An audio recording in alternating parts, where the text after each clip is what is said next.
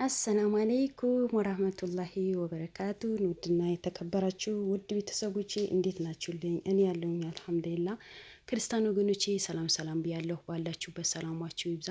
አገራችን አላህ ሰላም ያርግልን። ለቤት አዲስ ከሆናችሁ ላይ ሼር፣ ሰብስክራይብ ያደረጋችሁ አበረታቱኝ ውድ ቤተሰቦቼ።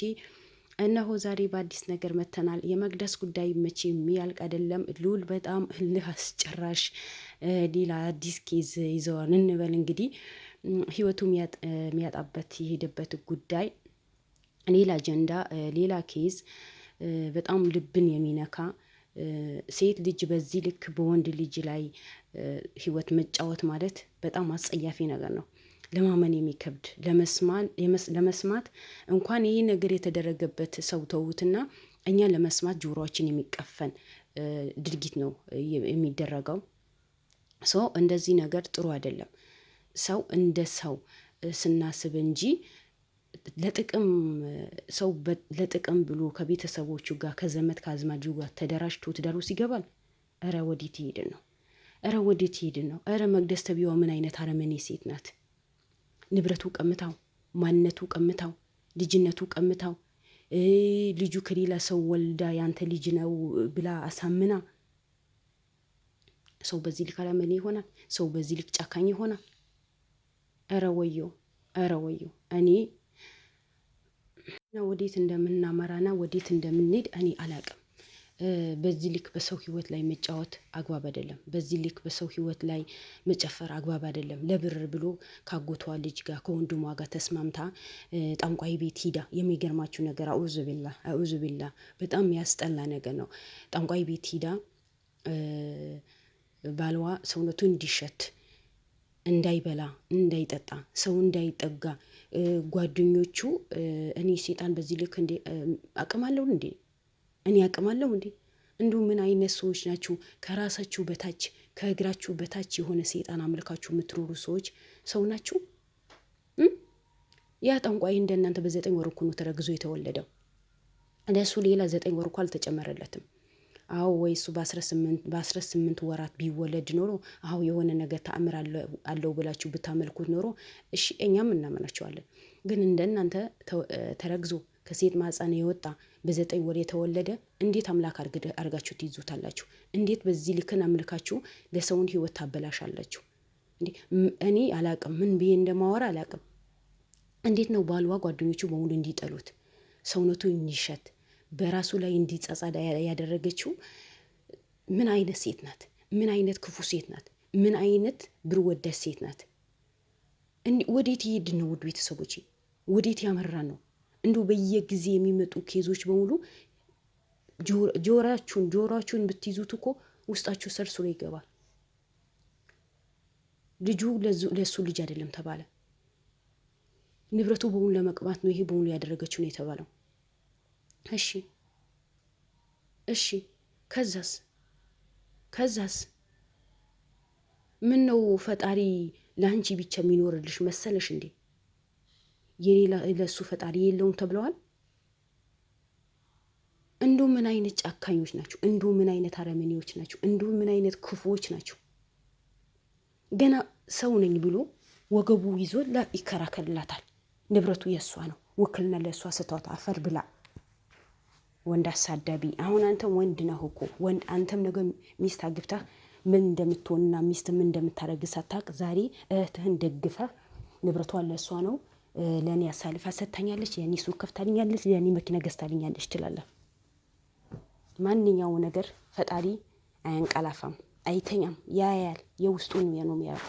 ነገ ዋጋህን ታገኘዋለህ፣ ነገ ዋጋህን ትከፍለዋለህ። የዛሬው አይደለም። ዛሬ ደስተኛ ብትሆን በሰው ንብረት ያ ደስታህን በሆኑ ነገ ታጠዋለህ። ልክ እንዳጎትህ ልጅ ማለት ነው። እንዲሁ ትንሽ ዋዲና ከየት እንደመጣች እኔ አላቅም። ምን አይነት ዘመን እንደመጣ እኔ አላቅም። ሰው በዚህ ልክ በሰው ህይወት ላይ የሚጫወት አረመኔ፣ ሰው መስሎ ማይታያቸው ለሆዳቸው ብቻ የሚኖሩ ሰዎች ብቻ ነው ያየሁ። እና ውድ ቤተሰቦቼ ያለውን ነገር እያንዳንዱ ነገር ሚኪና ሉል ሂደው ሁሉ ነገሩን ጨርሰው ነው የመጡት። የመቅደስ ቤተሰብ የሆነ የመቅደስ ዘመድ የሆነ ያንዳንዱ ነገር ሚስጥሩ ተናገረ። በቃ እሷ ናት እንደዚህ ያደረገችው፣ እሷ ናት በሱ ላይ እንደዚህ አይነት ነገር እንዲፈጸም ያደረገችው፣ እኛ አይደለንም። እሷ አድርጉ ያለችን ነገር ነው ያደረግነው እንጂ በእኛ ኃይል እኛ ስላደረግን አይደለም። ሁሉ ነገር እሷ ተስማምታ ከወንድሟ ጋር ተስማምታ ያደረገችው ነገር ስለሆነ ነው እንጂ በእኛ ህመም አይደለም። እኛ ያደረግነው ነገር ስለ አይደለም ነው። እኔ ብር ተከፍሎኝ ነው የሰራሁት። ተወያይተን ነው ያደረግነው። ሁሉ ነገር ተወያይተን አድርገናል። ስለዚህ እኔ ምን ላድርግ ነው የምትፈልጉት? ንብረት ተካፈል ተብዬ ንብረት ተካፈልኩኝ፣ ንብረት ተቀበልኩኝ። ያ ንብረቴ የሰራሁኝ ነው። አሁን መኪና ገዝቻለሁ፣ ሱቅ ገዝቻለሁ ማለት መንግስት እንዲቀመው አላወቀም። ህዝብ ለዚህ ሰው እንደሚቆም አላወቀም። በቃ ሁሌ እሱ ደስተኛ ሆኖ የሚኖር ነው የፈለገ። ግን አይደለም። የሰው ንብረት የሰው ነው።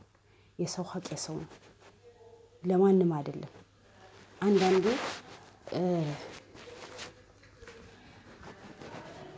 ራስ ወዳጅ ሆናችሁ ስትኖሩ ጊዜ የአንዳንዱ ነገር ዋጋ ያስከፍላችኋል። ዋጋ የሚያስከፍላችሁ ነገር የለም። በህይወት ዘመናችሁ በሰው ላይ ክፋት አትስሩ፣ ለሰው መጥፎ አትሰሩ፣ እኔ ብቻ በልቼ ልኑር አትበሉ። ምክንያቱም ያ ሰው እንደናንተ ለመኖር ይፈልጋል፣ ለመኖር ይገባል።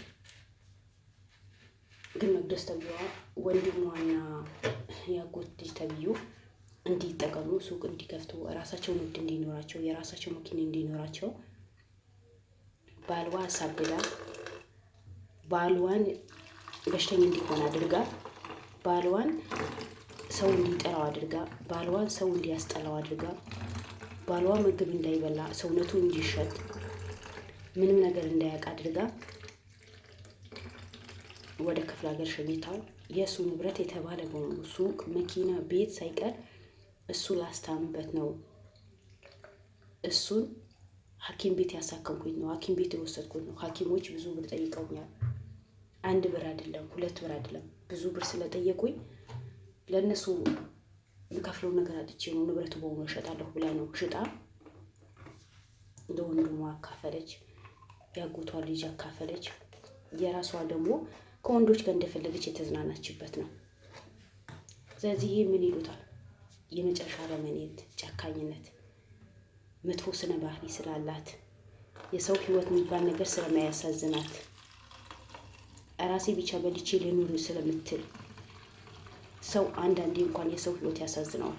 እሷ ግን በምንም ተአምር ህይወቱ በሙሉ ቀምታው፣ ንብረቱ በሙሉ ቀምታው፣ ማንነቱ በሙሉ ቀምታው እንዳይኖር አድርጋ እንዲሸት አድርጋ እረ ወደዛ እረ እንደዚህ አይነት ስግብግብነት እኔ በህይወቴ አይቼ አላውቅም። ለሁሉ ነገር ልክ አለው፣ የሁሉ ነገር አግባብ አለው። ግን በዚህ ልክን ሰውን እንዲጎዳ አድርጎ ራስ ወዳድ መሆን በጣም ያስጠላ ባህሪ ነው። በሰው ማይጠበቅ ባህሪ ነው። እሺ እሷ ሴት ናት፣ ወንድ እንዴት በወንድ ልጅ ይጨክናል? ነገ በእኛ ላይ ምን ይደርሳል ብላችሁ ለምን አላሰባችሁ?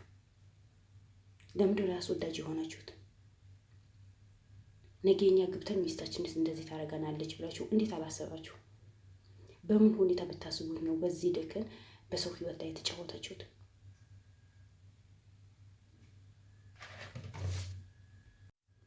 ለማንኛውም ሰው የዘራውን በሙሉ ነው የሚያጭደው እንጂ ያልዘራውን ጌትም አያመጣም።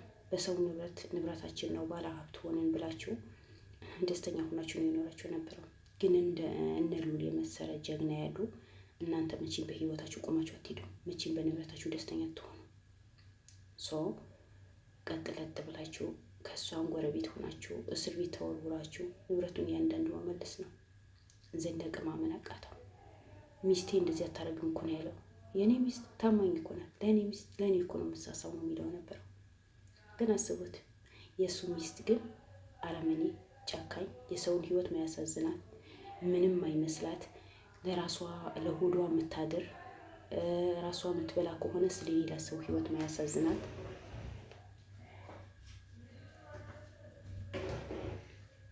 ስለሌላ ሰው ህይወት ማያሳዝናት፣ ምንም አይመስላት። በቃ በልቼ ልኖር ተደስቼ ልኖር ምትል ሰው ቢሞት ቢድን ምን ቢሆን ምንም አይመስላት። የገዛ ባልዋ እኮ ነው ሰው በሙሉ እንዲርቀው ሰው በሙሉ እንዲያስጠላው ከአንድ ሁለት የጠንቋይ ቤት ሄዳ የጠንቋይ የብር መዓት ገብራለት ሰጥታው ባሏ እንዲሸት አደረገችው። ሰው እንዳይጠጋው አደረገችው። በልብሱ ላይ እንዲሸን አደረገችው። ከዛ በኋላ ሰው አይጠጋው። ለምን ይሸታላ? ምግብ እንዳይበላ ቆለፈችው። እና አሁን እቺ ሴት ናት? እቺ ሚስት ናት? እቺ እናት ትሆናለች? አትሆንም። በምን ሁኔታ በምን ተአምር? እረ ወገን፣ ሰው እንደ ወገን ሲያስብ እንደ ህዝብ እንደ ሰውኛ ሲያስብ ነው እንጂ እንደ እንስሳ እንደ ሲያስብ ጥሩ አይደለም። በነገራችን ላይ ሉል ጀግናው ተነሳ፣ ሚኪም ተነስቶ እያንዳንዱ ነገር ንብረቱ እንዲመለስ በሱ ስም የተባለ በሙሉ በእርሷ ስም ያደረገችው በሙሉ እንዲዘወር ስራው እንዲሰራ ልጁ እንዲመረመር ነው ይደረጋል ነው የተባለው። እነዚህ ሰዎች በሙሉ ሚስጥሪን ያራገፉ ሰዎች በሙሉ እያንዳንዳቸው ወደ እስር ቤት እንዲወረውሩ ነው የተደረገው። ምክንያቱም በህይወቱ ተጫወቱ እንዳልሆነ ነው ያደረጉት፣ እንዳይኖሩ ነው ያደረጉት፣ እንዲሸት ነው ያደረጉት።